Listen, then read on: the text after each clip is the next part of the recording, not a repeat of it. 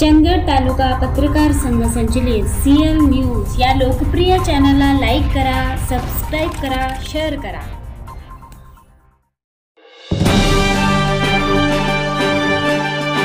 अजित दादा पवार हे पत्र आहे, माहितीच्या अधिकाराखाली हे सगळं आम्ही काढलं। अजित दादा पवार नाही पत्र लिहितात, मी सगळ्यांना देतो मागच्या वर्षी, आणि काही मागण्या दौलत अथर्व हे द्यावं ते द्यावं हे द्यावं, ठीक आहे मागू देत, मागण्या करू देत, अपघाती आमदार आहेत, हक्क आहे त्यांचा, करू देत। पण हे मागते वेळी ते काय म्हणतात, ह्या जर मागण्या माझ्या मान्य झाल्या नाहीत तर ह्यांना क्रशिंग लायसन्स देण्यात येऊ नये। क्रशिंग लायसन्स देण्यात येऊ नये म्हणजे काय, म्हणजे कारखाना बंद पडावा। हे तुमचे विचार आहेत। अजित दादांना पत्र लिहिलेलं आहे, शेतकरी बंधूंनो जरा विचार करा। आग्र्याचा मला दाजीच म्हटलं जातं।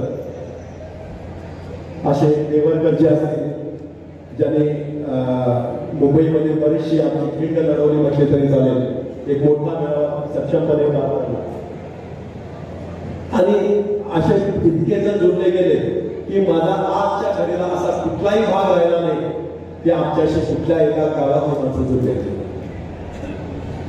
असा उत्स्फूर्त प्रतिसाद, मी चंदगडच्या सगळी नावं घेतलेलं नाही कारण चंदगडमध्ये खूप जण आहे, पण तुम्हाला सांगायची गरज नाही, सगळी माहिती आहे। एवढा कशाला कोल्हापूर एक्सप्रेस नावाचं जे साप्ताहिक होतं त्याच्यामध्ये मी नरसिंहराव पटनायक गोपालराव पटनायक फक्त अशी कालपांसाठी फोटो लावले होतं। हे करण्याचा उद्देश माझी त्यांची वैयक्तिक दुश्मनी नव्हती, ना गोपालरावची वैयक्तिक दुश्मनी होती, ना नरसिंहरावची दुश्मनी होती, ना संजय पटेलची दुश्मनी होती। माझा उद्देश फक्त एकच होता की माझ्या शेतकऱ्यांना न्याय मिळाला पाहिजे, माझ्या कामगारांना न्याय मिळाला पाहिजे, आणि माझा गौरव त्याकडे झाला पाहिजे, याच्यासाठी मग तो वैयक्तिक करायला पाहिजे। आणि जेव्हा हे लक्षात आलं की आपल्याला यश मिळत नाही, त्यानंतर मात्र मी अगदी नक्कीच त्या कामगारांच्या आवाजाने त्या कामगारांनी एक दिवस मला स्वतः कामगारांनी विनंती केली की आम्ही आता इथे कुठली संघटना घेत नाही, तुम्ही आम्ही एक होऊया आणि हा कारखाना चालू करूया। मित्रांनो, त्या दिवशी गणपतीच्या मंदिरामध्ये आक्रमीच्या सगळे कामगारांनी आम्ही एकत्र राहिलो, एकत्र अशा हात पुढे करून शपथ घेतली की आम्ही जोपर्यंत हा दौलत चालू होत नाही तोपर्यंत कुठल्याही राष्ट्रीय नेत्याला राजकारण करणार नाही। मित्रांनो, एक करत असताना तुम्हाला एवढंच सांगतो, माझे मित्र काही पाठवले बसले, माझे काही मित्र बसले, ज्या वेळेला 5 वर्ष कारखाना चालू होता त्यावेळेला गोव्याच्या काही मित्रांनी मला फोन केले, म्हणजे कसं आहे तुमच्या व्हॉट्सअप होतोय, फेसबुक होतोय, ते मानसिकता भरट आणि त्यांना बघितलेलं नाही, मग ती व्यक्ती जर एवढं चांगलं काम करत असेल तर त्या आंबेडकरांना तुम्ही काय करत नाही। मी म्हटलं का राजकारण नाही येणार आहे, ते फक्त आहे फक्त कारखाना चालू करणार। तोपर्यंत मुंबईचा फोन आला, तोपर्यंत पुण्याचा फोन आला, कोल्हापूरचा फोन आला, आणि विषय म्हणजे की 2 नंबरच्या लाईनमध्ये सगळी मुली बसले, 3 नंबरच्या लाईनमध्ये बसले, मित्रबाई सगळे तुमचे भाऊ आहेत, तुमचे मुलगे आहेत। त्यांनी मला विनंती केली, मर्जीदार थोरात साहेबांना पोलिसांच्या बांधणी करत नाही का, कारण त्यांचा दरारा कसा आहे, मग तुम्ही मात्र त्यांना सांगू शकताय काय पण करा, आम्हाला नवीन चेहरा पाहिजे, एक नवीन आमदार पाहिजे, जी व्यक्ती कारखाना चांगला चालवू शकते। या हॉलमध्ये उपस्थित सर्व शेतकरी बांधव, हॉलच्या बाहेर असलेले सर्व शेतकरी बांधव, आणि ज्या माऊलींनी थोराटे साहेबांना तुम्ही जाऊन पाठिंबा द्या असं जर तुम्हाला घरात पाठवल्या, त्या सर्व माऊली, घरात असलेल्या सर्व माता माऊली, इथे उपस्थित माऊली आणि सर्व तमाम शेतकरी बांधव, तर स्वाभिमानी शेतकरी संघटनेचं नेतृत्व करत असताना आम्ही शेतकऱ्यांसाठी काम करतो हे तुम्हाला सर्वांना माहीत आहे, आणि शेतकऱ्यांसाठी जो नेता काम करेल त्याच्या पाठीशी सुद्धा आपण राहायचं, त्या हेतूनं आम्ही स्वाभिमानी शेतकरी संघटनेनं चंदगड तालुका थोराटे साहेबांना आम्ही पाठिंबा दिलेला आहे।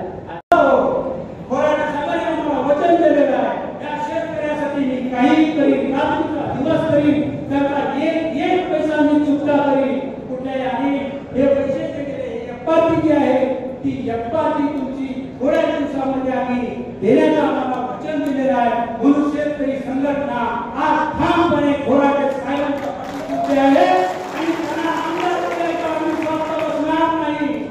ज्याच्या बाजूने शेतकरी संघटना त्याचा विजय निश्चित आहे, हे बंधुत्व तुम्ही जाणून घ्या आणि पेटून उठा, आणि तालुक्यामध्ये नवीन क्रांती करूया, आणि थोराटे साहेबांना आमदार म्हणून विधानसभेमध्ये पाठवूया।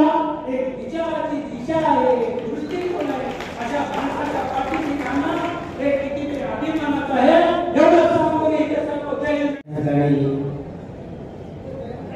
थोराटे साहेबांच्या प्रेमास्तव अगदी तमाम अशा संख्येतून खूप प्रेमानं आपण या ठिकाणी सगळेजण जमलो. विद्यमान व्यासपीठावर आणि सर्व सन्मानित मंडळी, तुमचे निष्ठावंत कार्यकर्ते, कर्मचारी,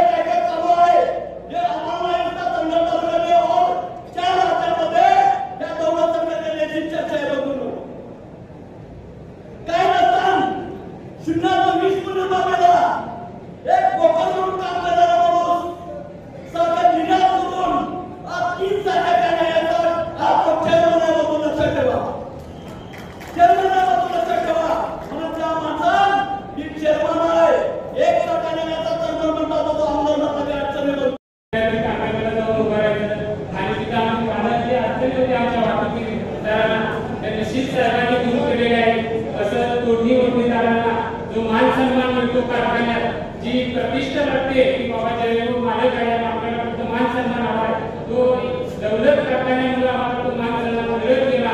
आणि निश्चित साहेब, तुम्ही जो निश्चय केलेला त्याला आमचा सर्व वाहतूकदार व तोडणी कामगारांचा पाठिंबा राहील एवढे जाहीर करत आमचं जय. तुम्ही केलेल्या निश्चयाला आमच्या गडिंग्लज तालुका वाहतूक संघटनेकडून आमचा पाठिंबा आहे आणि भावी वाटचालीत आमचा मोलाचा सहभाग तुम्हाला लागत वेळेवर समोर देईल. तुम्ही कसा आहे आज पण आपण पाहतो या भागातील दौलती आमचे वैभव होते, परंतु भागाचे राजकारणी फक्त आपल्या स्वतःच्या फायद्यासाठी स्वतःच्या विकासासाठी विचार करून स्वतःचा फायदा करून काय भर काळामध्ये शेतकऱ्यांनी व कामगारांनी ऊस करणाऱ्या वाहतूकदारांनी काय असणार वगैरे ते आम्ही बघितले आहे आणि तुम्ही बघितलेले आहे बघलेले आहे. पण आमच्या सर्वांच्या नशिबाने आमच्या माननीय पोराट एक देवदूत म्हणून आमच्या भागात आले, आता ज्या भागात आहे त्यामुळे त्याने आमच्या व्यथा व आमचे कष्ट आमचे हाल अपेक्षा जवळून बघितलेले आहेत. आता पोराट साहेबांनी कारखाना घेतल्यामुळे आमची काय प्रगती झालेली आहे ते तुम्ही जवळून बघितलेले आहात आणि तुमची काय प्रगती होणार परिस्थितीला आतापर्यंत विकास म्हणण्याचा सगळा भकार झालेला आहे.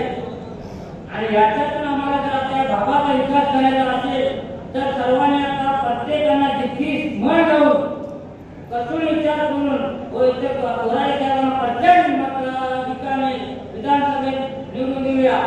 आणि एक प्रत्येकाने 50-50 मतं आणली, 50,000 मतं होतात. सामने के नंतर मी आहे